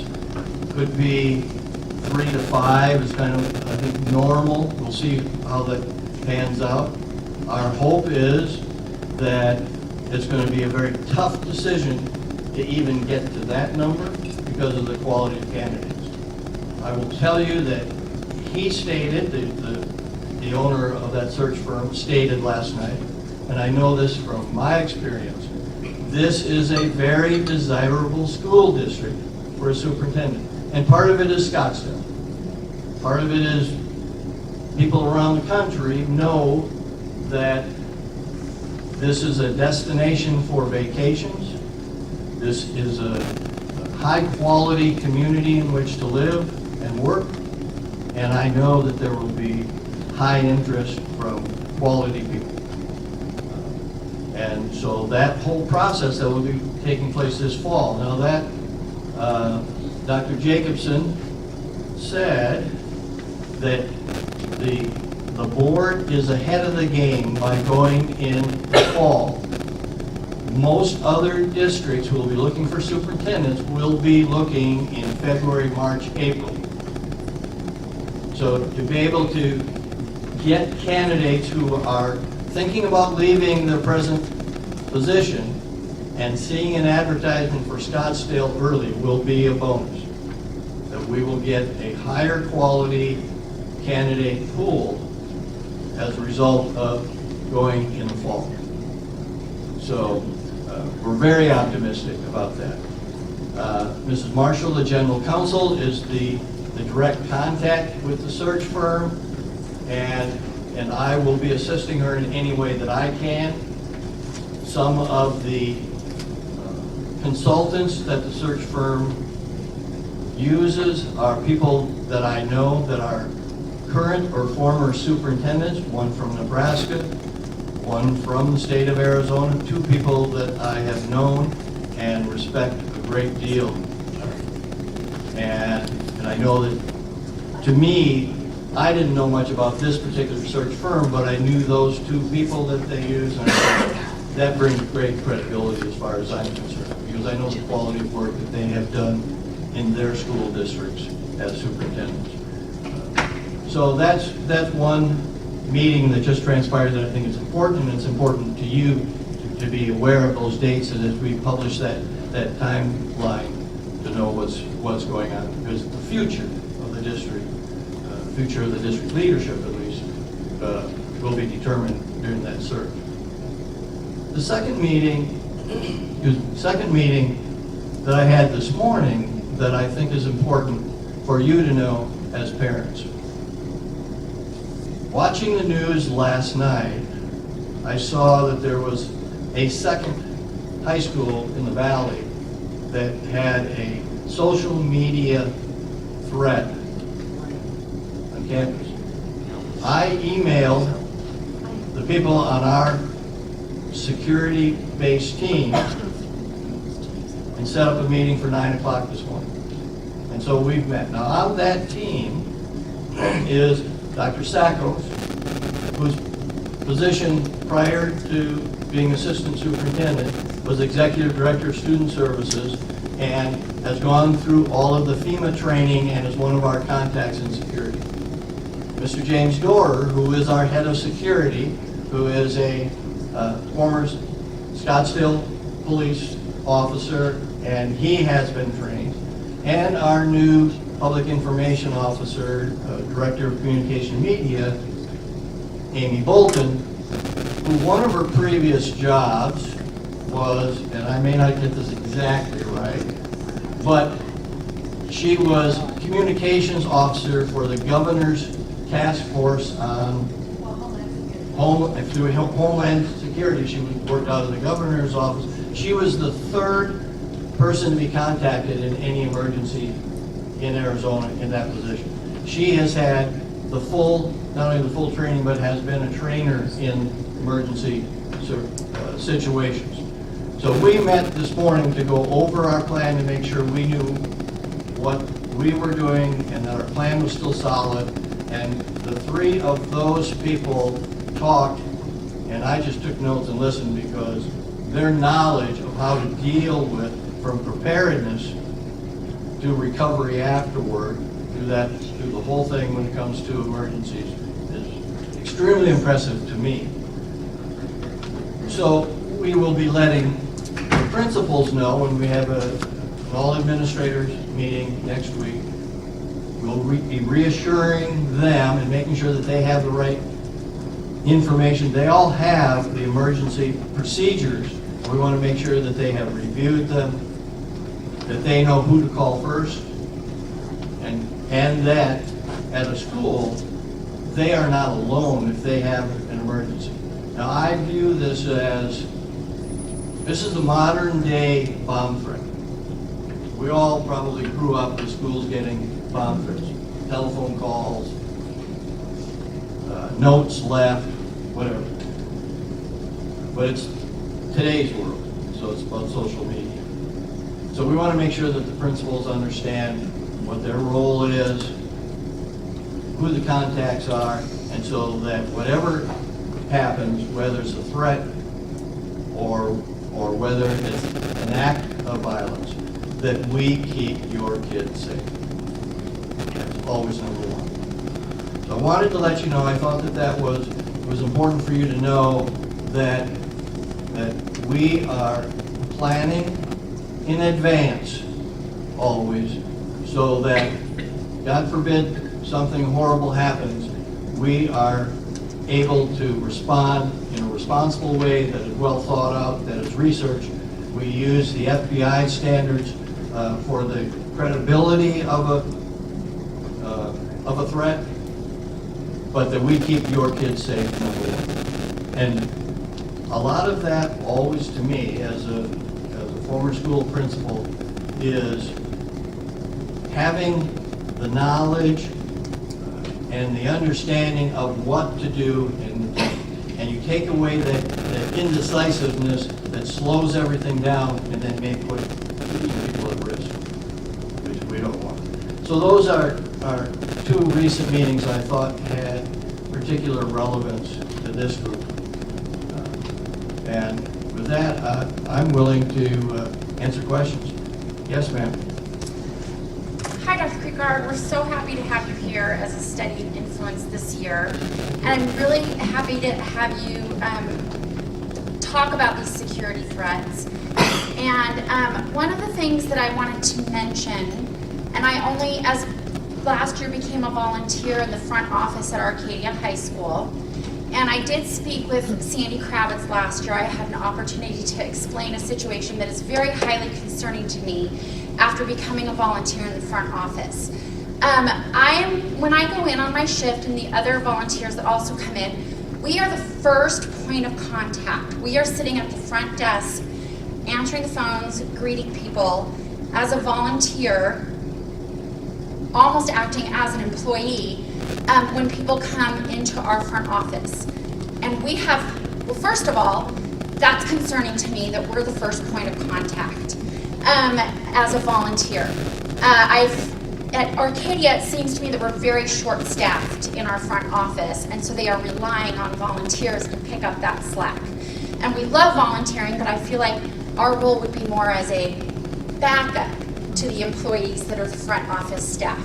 And second, we have received zero security training in terms of if an intruder were to come into our front office, I, as the volunteer, am the first person, and I would have no idea what to do. And so, of course, you're going to hear a funny story. My mom, my 70-something-year-old mom, has numerously asked me to stop being a front office volunteer because she says, I don't want you to be the first person if somebody comes into that office. And I'm like, Mom, don't be silly. You should be more worried about your granddaughter that's on campus. And so I'm just really concerned that there's and so I was encouraged last year to witness some board meetings online. I do watch them online, the majority of them, that Allison did bring this up and talk about hardening those front offices and making them more secure. And my understanding was that over the summer, there was going to be many changes that were going to be taking place in the front offices. I'm sorry to go on and on, but it's been something that's really been on my mind. And so I was, great, awesome, we're gonna come back, we're gonna have a new front office system. It's, you know, I'm looking forward to this. Maybe we'll get a little training on top of that, because I had mentioned to several people on site, my PTO that communicated with the principal that we didn't have any training. I mentioned it to our on-site police officer. I have tried to reach out multiple ways. So, so over the summer, my daughter took summer school class online and went in at the end of July to take her test that they have to take on site. And I said, so tell me about the front office. She went, I don't know, what do you mean, Mom? I said, what changes? Tell me what it looks like. It looks exactly the same. Oh, okay. So then I, started questioning her, and then obviously when school started, went on site. And so all I heard was, that just didn't happen. At some point, I guess it's gonna happen. Don't really know. And then I do know also that they did install the emergency buttons on the wall, which of course the first time I go in, I'm like, oh, there's an emergency button on the wall. So I guess I would just push that button. I don't know, what am I supposed to do? And so it's just very concerning to me that parent volunteers are being put in the position of possibly being the person with an intruder at that first point of contact, and that it's not, and I understand, I am so happy that this was so important to you that you had this meeting this morning, but that it seems that our security, somebody's not lacking the follow-up of making sure what's actually going on site at each campus and where those gaps in security are, because to me that's a glaring gap in security. We will continue the work that we are doing with security. We are installing new security video cameras. We have a whole new system throughout the district.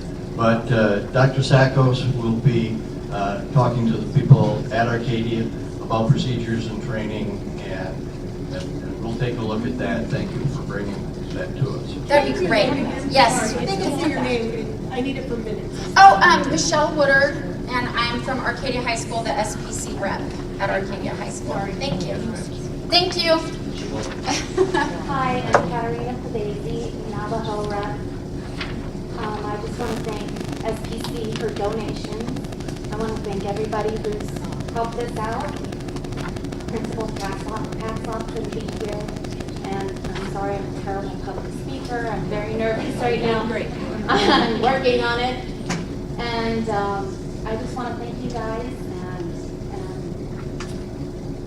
don't give up the support. We really need it. And don't close our schools.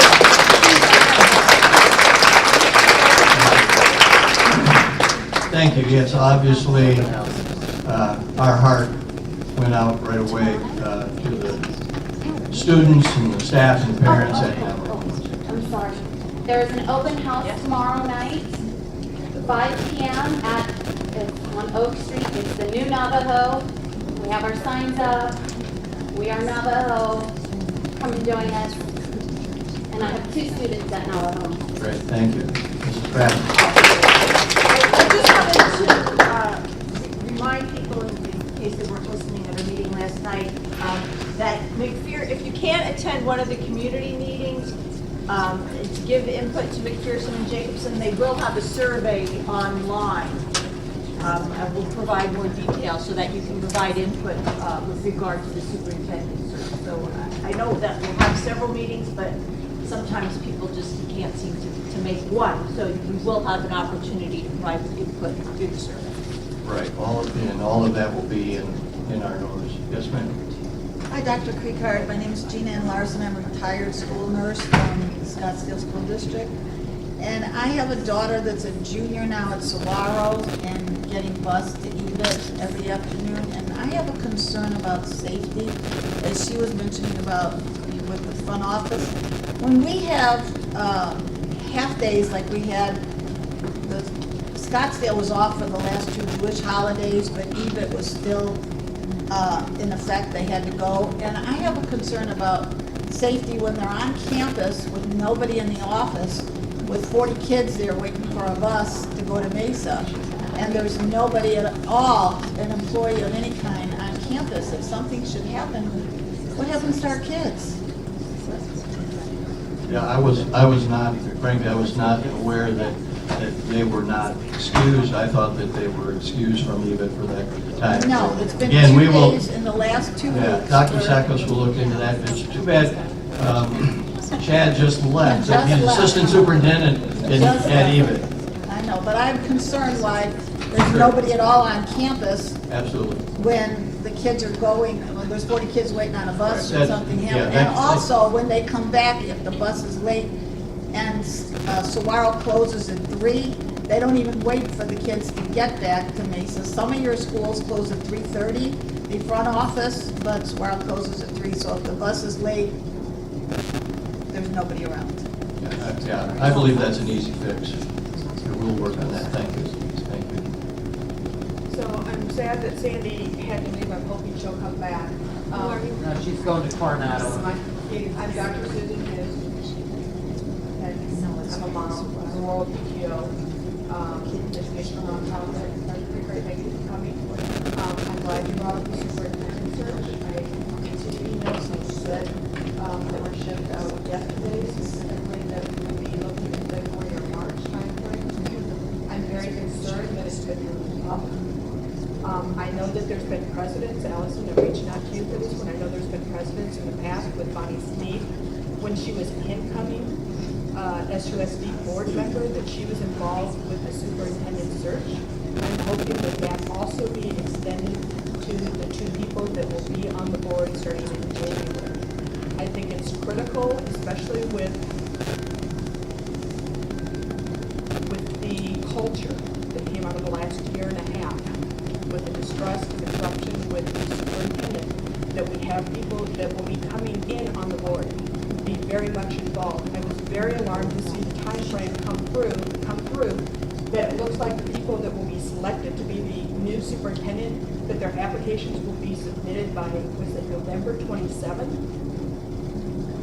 That's correct. Why the rush to put it through? We've got an excellent person here who's willing to stay on and give up his golf game until, I know. Not such a great sacrifice. He's willing to work on his golf game, and his contract is until June 30th or until a new permanent superintendent is selected. It's concerning to me as a mom and as a parent, and now interim SBC, current VP at Saguaro, to see that there's such a push to get the new superintendent in, or at least selected or narrowed down, before we even have the election for the new school board members. So I'm hoping you can address that, and I'm hoping that the board invites the incoming school board members to be part of that process, as it already has precedents stated by Bonnie Smith. You want me to respond? Yes, I would remember that. That'd be great. For those who, I believe it is, you can watch the video that was on the meeting yesterday, so I'll correct a couple of things about it. We are going to have a timeline where, yes, we are going to be going through the selection process, but the new board that was mentioned yesterday would, after the election, would be invited to be at these meetings. It is going to be transparent, and we also are not making the final decision until after January, when the new board is going to be initiated as board members. So that selection will take into their views into account. The one thing that she's referring to is that in December, this board, who does have some experience and does also, which I believe, when you are a new board member coming in, there's a lot of things coming at you. And to think that on that very first day that you're also going to be initiated, that you're going to sit down and you are supposed to, at a and in a very short period of time and make a crucial decision as such. I did not think that that was a good decision. I felt that this board at 5 people could narrow that selection down. If any of, it does not mean, let's say we chose 5 people that are candidates and they'll go through the interviewing process. They may not end up being our superintendent. This new board could say, you know what, these are not the people that we want, and we will go through that selection process again. And the sooner that we can get through that selection process and knowing that, will benefit this district. It is also true, from what I understand, that the best time to be having those candidates to come forward is in the fall. I also felt it would benefit the selection committee by knowing that you are going to know who those candidates are, that we could also ourselves do some vetting during that Christmas break. I thought that would be beneficial instead of, I'm just tired of everything being, it always seems like we're never prepared enough. And this timeline does give us time to prepare and gives us some extra time as a board, knowing who those candidates were, as well as the community, to be doing some of their own vetting, because we know our community likes to vet. So that's why I voted for the timeline that we have. Then can you invite the incoming board members to be part of that process? Pardon? I said that once they're determined, we said that last night in the meeting, that we would, just as Sandy and I were the 2 new board members last year, we were invited to come to the board meetings and sit in any of those processes in November and December. And Sandy and I both chose to do that. Right. They just won't be able to vote. They don't vote. Right. Until their term begins and they're sworn in January. Yeah. But to come in and participate, yes. Yes, ma'am. Hi, my name is Susan Spear. I am with Arcadia High School. I'd like to know if you'll be hosting office hours at the complexes and the complex schools like we've had in the past. I think that's really important in the recovery process, that parents do want to hear from you, talk to you, share their feelings of what's going on in their complexes. And I felt like that over the last X amount of years, that has been a very constructive way to communicate. So I don't see anything on the calendar, and I'm curious if that will be started. That hasn't come up. I will certainly consider that. I know that a couple of superintendents ago that was a common practice, and those people who were here that time had pros and cons as to the time spent, but I will certainly consider that. Thank you for the support. Yes. Hi, I'm Christy Kelly. I've got kids at Laguna Elementary and also at Desert Mountain. Thank you for being here. This was awesome. Thank you for the presentation. Really, really informative. I was just curious if you personally and the board also supports increasing the school resource officer program at our schools, especially at the elementary school level. Is that just an issue of funding? Is it an issue of state funding being slashed? If we do get more funding, would you support such a program or an increase in the program? Right now, the funding is an issue. We have a full-time resource officer at each high school and each middle school, and the middle school SROs have responsibility for the elementary schools that feed into them. We pay 80% of those officers' salary. The city pays 20%. So funding is always an issue. In the spring, when we design our budget for next year, there was this last year that I'm aware of, there was a discussion about being able to maintain that through SROs and whether we can grow them. There are other issues in terms of security that we are looking at, such as the whole social, emotional, mental health aspect of security that has been an issue in every school shooting that we've had since Columbine.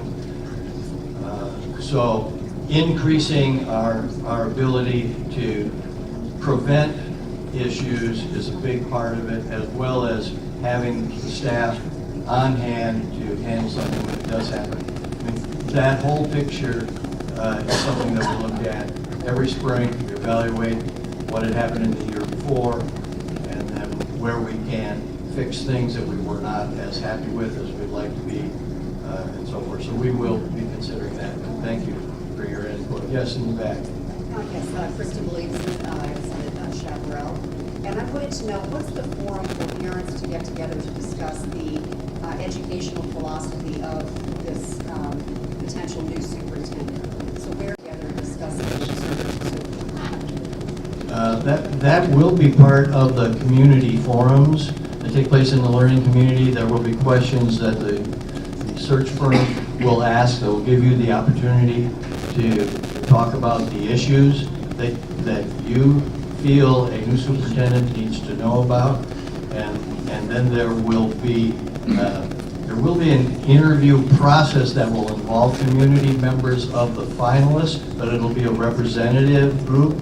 I don't know how the search firm will select those. We will be recommending that Scottsdale Parent Council be the vehicle to find parents to be involved in that community interview.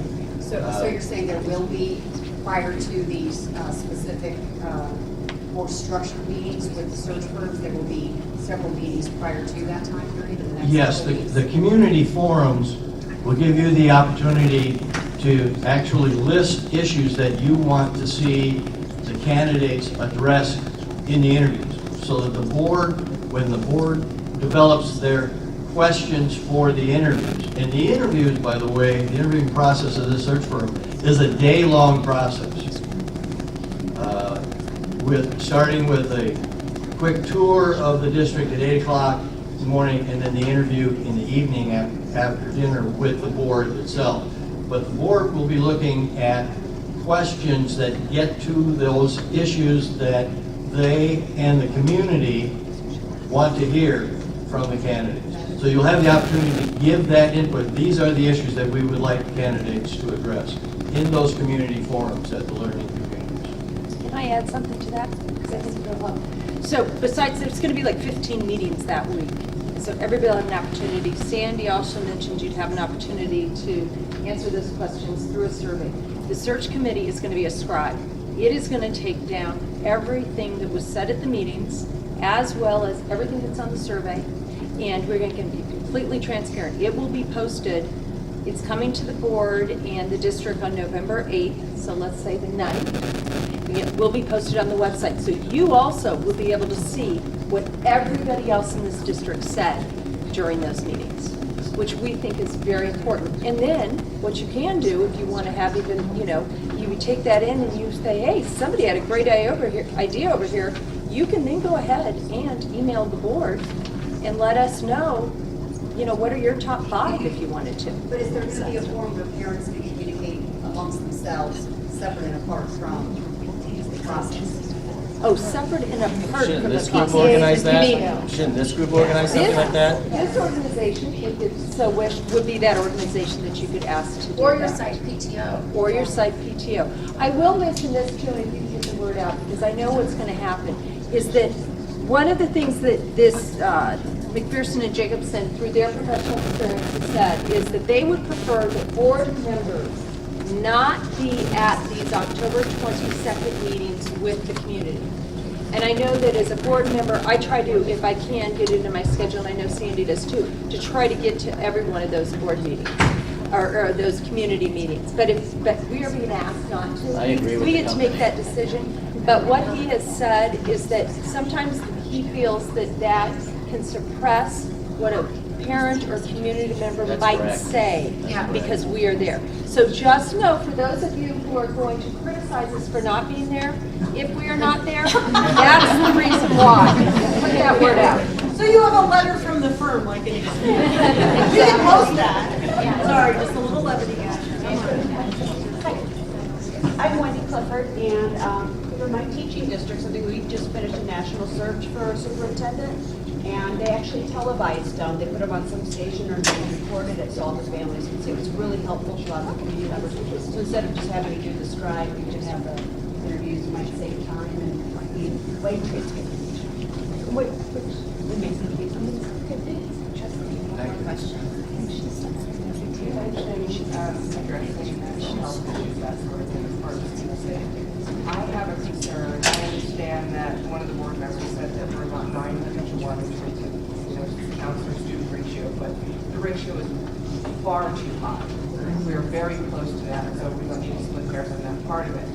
I also understand, I'm a Chaparral High School parent, and at our school, we've been told that our counselors are to focus on academic advisement and that sort of thing, and much less on the mental health issues.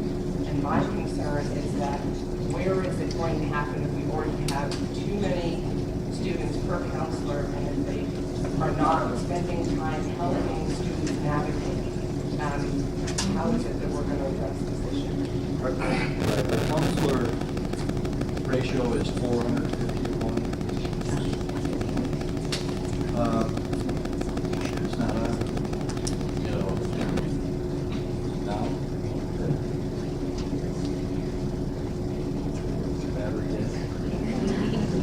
So our counselor ratio right now in schools, the schools are allocated counselors based on 450 to 1, which is pretty normal across the school districts in the valley. But what we are doing, my model of a school counselor is more than the guidance function, guidance being the academic side. It involves both. It's a more difficult job than what some people who apply for the job sometimes think, because it is dealing with the social emotional growth. Students don't learn if they're in a panic mode, if they are having difficulty with friends or being bullied or whatever. We understand that, so it is the whole thing. I met last week with a school psychologist who had been told they are only to test and place kids in special ed, and said that's not my model of what school psychologists do.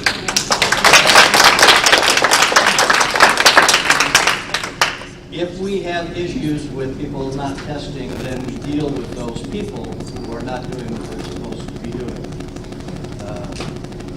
Another aspect is that social workers, the use of social workers in schools has grown since I was a high school principal, and there is specific training that social workers can have as well. And we have several programs that we're looking at both at elementary schools and at high schools. Sometimes social workers are, if you don't mind me using a business sense, are less expensive than a psychologist, for example.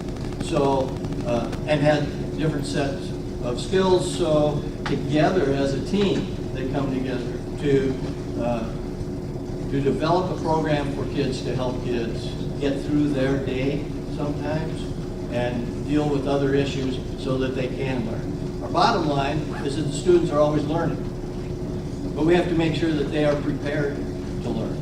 And to me, a comprehensive school takes care of the whole child.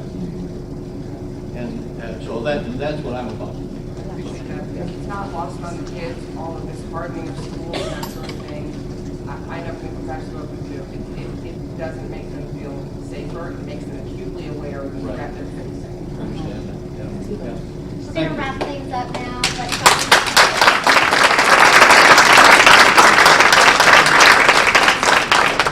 Thank you all for coming. If you have kind of late, we were going to take some questions SPC-wise, but I think everybody kind of wants to go. We have. Can I just say that? And I know the board, but thank you so much for all the time and energy you put in to forming SPC. I know that we all,